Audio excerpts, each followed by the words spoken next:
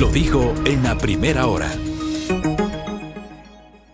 Me voy a enlazar ahora mismo telemáticamente con Jaime Arellano. Él está conectado con nosotros. Él es el secretario ejecutivo de la Misión Internacional de Observación del Proceso de Renovación Parcial de la Corte Nacional de Justicia del Ecuador. Para poner en contexto, quiero recordar al país que en este momento el Consejo de la Judicatura está llevando adelante un proceso para renovar parcialmente, entiendo que son 7 jueces de la Corte Nacional de Justicia. Doctor Arellano, qué gusto saludarle a la distancia, bienvenido, buenos días, se saluda Fabricio Vela, desde el informativo a primera hora de Radio Armónica FM en Quito, transmitimos digitalmente también de nuestras plataformas en el portal Primera Plana. ¿Cómo le va, doctor? Muy bien, Fabricio, buen día. Muchas gracias y disculpen porque tuve unos problemas de conexión. La verdad es que mi laptop murió en medio del viaje. Tuve que conseguir otro nuevo y obviamente se están todavía bajando muchas de las aplicaciones. Así que perdón por el atraso. Estaba puntual, pero las cosas no funcionaron. No se preocupe, pero esa cámara de la laptop muy buena, porque se le ve muy bien. Oiga, doctor, a ver, expliquémosle a la audiencia en qué consiste esta misión de observación, por qué se constituyó esta misión de observación y cuál es el objetivo para seguir de cerca, para establecer esta suerte de veeduría, no sé si es correcto el término, sobre el proceso de renovación parcial de la Corte Nacional de Justicia del Ecuador, doctor. Mauricio, muy correcto el término. Se puede hablar de observación o de veeduría. Esto es un mecanismo que ya existe hace bastante tiempo, que se viene aplicando, por ejemplo, en materia de observación de elecciones. Y en el caso de las autoridades superiores de los sistemas de justicia, iniciamos un programa que se llama MIO, Misión Internacional de Observación, y la primera etapa la desarrollamos respecto de las elecciones en la Corte Nacional de Honduras. Ahí se renovaba completamente la Corte, todos los jueces y juezas. Tuvimos una experiencia muy interesante y antes de eso, antes de este proyecto, había habido otras experiencias de trabajo en El Salvador, por ejemplo, previo a la actual situación política, en que también se habían hecho esas observaciones fuera de este programa. ¿En qué consiste? Se trata, obviamente, no de interferir en el proceso, eso es una atribución soberana del Estado, pero sí de aportar con experiencia técnica, y para eso está el panel y mi propia experiencia, para aportar desde el conocimiento técnico y comparado de distintos países, e incluso de fuera de la región, cuáles son las mejores prácticas para desarrollar un proceso de selección de altas autoridades de justicia, en este caso de la Corte Nacional de Justicia, que sea, uno, transparente, y segundo, que se ajuste a los estándares internacionales, de manera que esto arroje un proceso que sea legítimo a los ojos de la ciudadanía, pero que además escoja a las personas más adecuadas para el cargo. ¿Cómo ven ustedes? No sé si ya tienen alguna referencia. Primero quisiera saber si ya empezaron el trabajo y si ya empezaron, ¿qué tipo de insumos han comenzado a recibir? Entiendo que este proceso comenzó a mediados de este año en el Ecuador y se espera culminarlo en el transcurso de los primeros meses del 2024, doctor.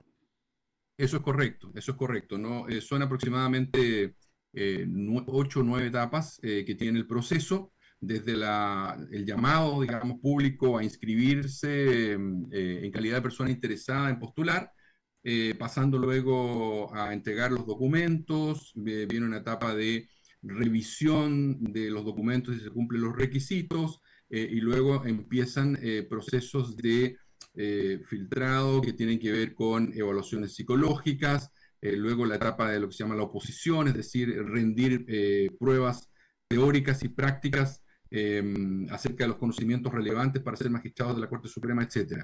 Nosotros empezamos el trabajo ya hace un par de meses. Yo estuve en el mes de mayo-junio en Quito, en una visita previa a la formación del panel, pero ya como secretario ejecutivo. Quizás lo que me faltaba decirles es que yo soy un poco el hilo conductor. Fui el secretario ejecutivo de la MIO en Honduras, soy el secretario ejecutivo de la MIO ahora en el Ecuador y voy a ser el secretario ejecutivo de otras 2 actividades posteriores que van a ser el Perú y México.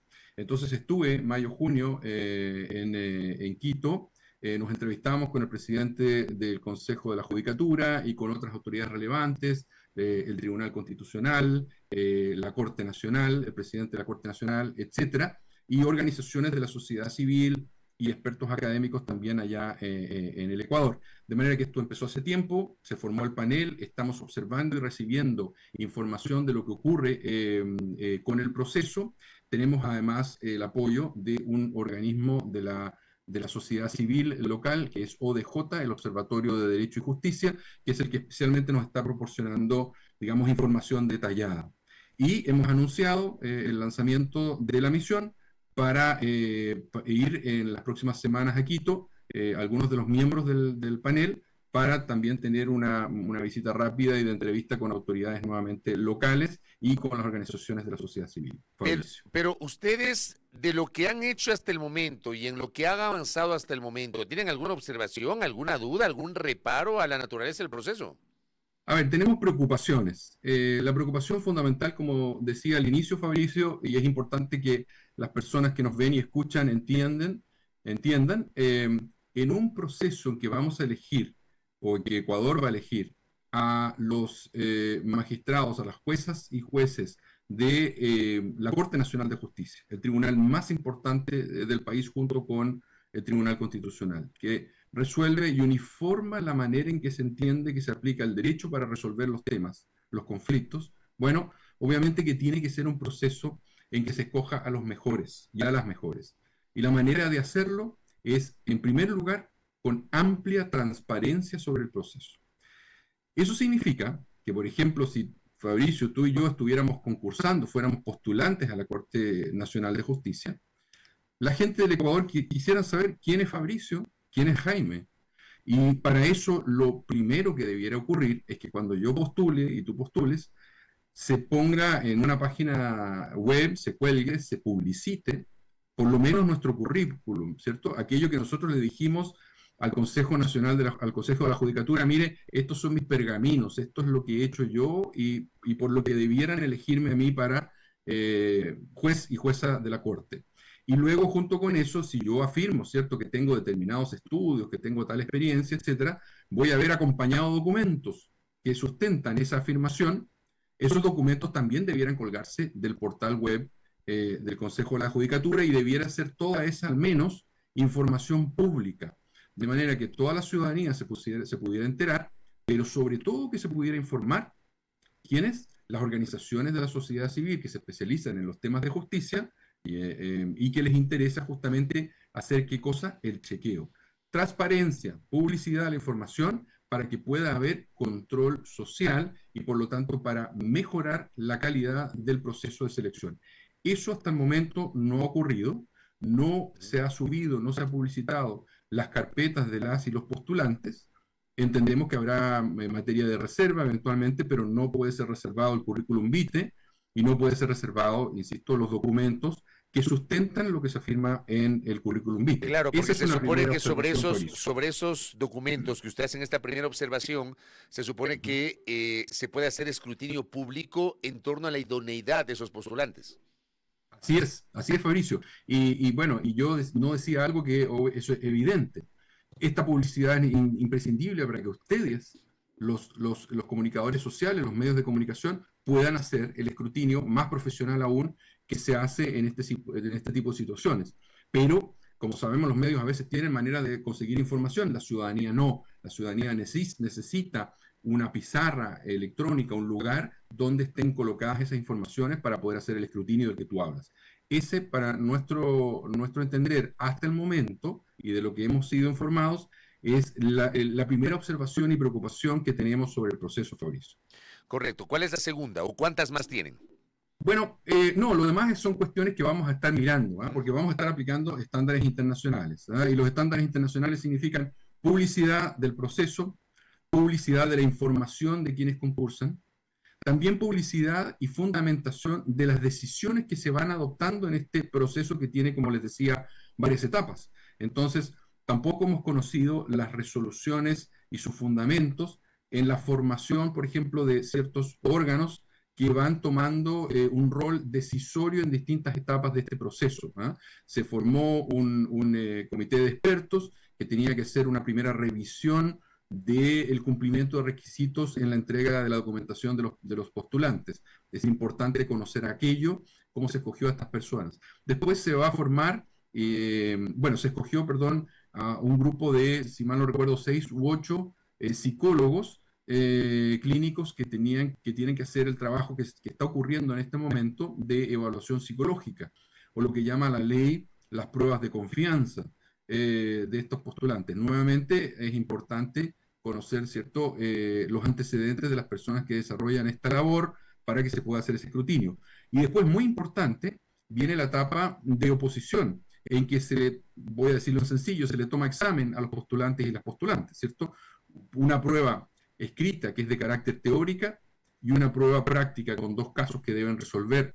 Bueno, nuevamente, ahí hay que preparar una batería de preguntas y para eso se forma una comisión de expertos, un grupo de personas que debieran ser juristas de gran calidad que preparen las preguntas que van a servir que van a formar una batería de preguntas, ¿eh?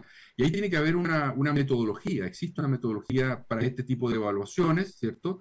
Que debiera generar preguntas de igual dificultad o de distintos grados de dificultad y que toquen distintas temáticas para todas y todos los concursantes, de manera que las preguntas que le corresponda a cada uno de ellos y ellas sean equilibradas entre sí. Y no vaya a ocurrir, como ha ocurrido en otros procesos, en otros países, que a tal persona le tocan unas preguntas ridículamente sencillas y se luce, y a otra persona le tocan unas preguntas dificilísimas y pareciera que, digamos, le va peor en el examen. Y luego lo mismo ocurre con las preguntas o los casos que se van a resolver en términos prácticos. Y en ambos casos deben haber, además de formar las preguntas, de preparar los casos, deben haber tribunales que van a evaluar la rendición de esa prueba escrita teórica o de esa prueba práctica. Todo ese proceso de selección de quienes preparen las preguntas y los casos, y de, por lo tanto, la fundamentación de por qué son las personas idóneas para hacerlo, y luego la formación de estos tribunales evaluadores, e incluso un órgano, porque es muy complejo el proceso ecuatoriano, un órgano que puede ser requerido para recalificar cuando uno de los candidatos o candidatas no está de acuerdo con la calificación que se le dio. Bueno, todo eso debiera ser regulado y fundamentado sobre todo la decisión de las personas que conforman esos órganos, para que nuevamente haya un escrutinio sobre si estas personas tienen las calidades necesarias para preparar las preguntas en términos de fondo, pero también de metodología, y tienen la calidad para evaluar. Fabricio, perdona que me extienda, pero nuevamente Sí. estamos hablando de escoger a las juezas y jueces de la Corte Nacional de Justicia. Que es el más alto tribunal de justicia ordinaria de la República, yo lo entiendo. Así eso. es, Fabricio. Es lo que se llama, perdona lo técnico, el Tribunal de Casación, o sea, el tribunal que cuando distintos tribunales están resolviendo para allá y para acá con una misma ley, tiene que, lo que se llama unificar, ¿cierto?, la interpretación, unificar la interpretación del derecho de fondo. O sea, estamos hablando de los juristas más competentes para el Ecuador. Bueno, para escoger a esos juristas tan competentes, también tiene que haber juristas igualmente competentes para preparar las preguntas para evaluar la calidad de esas personas. Tienen que ser personas, en el fondo, que tengan tal calidad que podrían también ellas y ellos mismos eventualmente ser jueces de la Corte Nacional de Justicia. Doctor, eso es lo que tenemos que ver y que no se ha conocido tampoco, y obviamente es una preocupación. Doctor, lo último, dentro de las preocupaciones, usted nos ha señalado que está monitoreando el proceso, nos ha hablado de las preocupaciones puntuales, de acuerdo.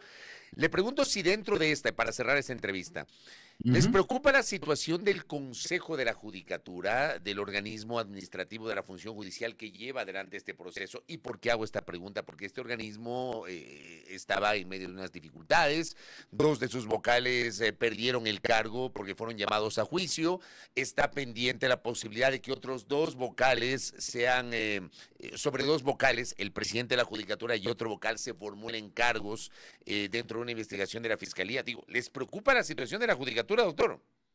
Por supuesto que sí. No pretendemos que esto ocurre como una especie de vacío. Eso es algo que tenemos muy en cuenta y que obviamente coloca, digamos, un signo y un foco, un signo de preocupación y un foco sobre el proceso, porque en el fondo la autoridad encargada de desarrollar este proceso de selección de jueces de la Corte Nacional de Justicia está con dificultades y cuestionamientos. Y no nos digamos, engañemos, aquí hay un cruce de carácter político y de poder que está ocurriendo en este momento en el Ecuador, sumado a la situación de seguridad ciudadana, que está, digamos, muy desbordada probablemente.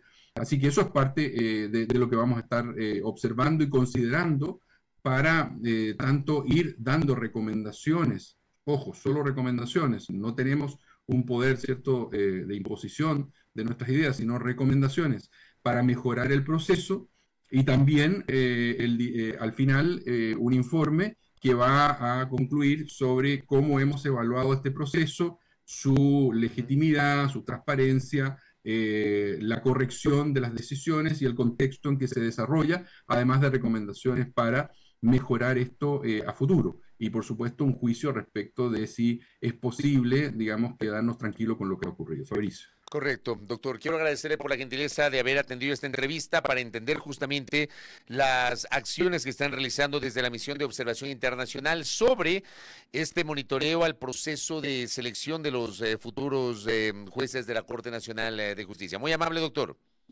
A ti, Fabricio, y muchas gracias por permitirnos conectarnos con ecuatorianas y ecuatorianos y que sepan lo que estamos haciendo. Espero que nos veamos y conversemos en unas semanas más por allá en Quito. Claro que sí, cuando esté por acá, ojalá que lo podamos tener acá en la cabina. Gracias al doctor Jaime Arellano, secretario ejecutivo de la misión de observación del proceso de renovación parcial de la Corte Nacional de Justicia. Primera plana. Todas las noticias, todas las voces.